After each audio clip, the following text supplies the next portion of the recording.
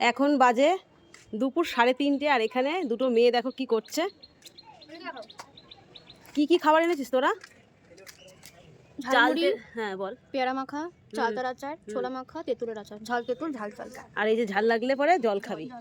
এখনো দুপুরবেলার খাওয়া দাওয়া করিসনি, তার মধ্যে এত কিছু খাবার খাবি, তাহলে পরে পেট জ্বালা করবে।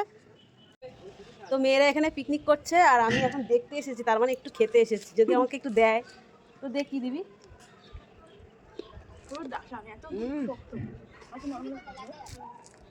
এত ঝাল পেয়ারা মাখা, বিশাল ঝাল। বেশি কিছু খাবো না, একটা চালতা দে হাতে।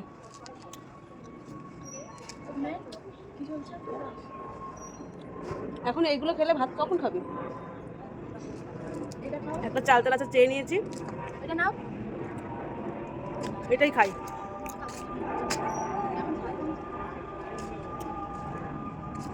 আচারটা ভালো, মিষ্টি মিষ্টি। আজকে ওয়েদারটা মেঘলা, ওই জন্য ছাদটা বেশ ভালো লাগছে।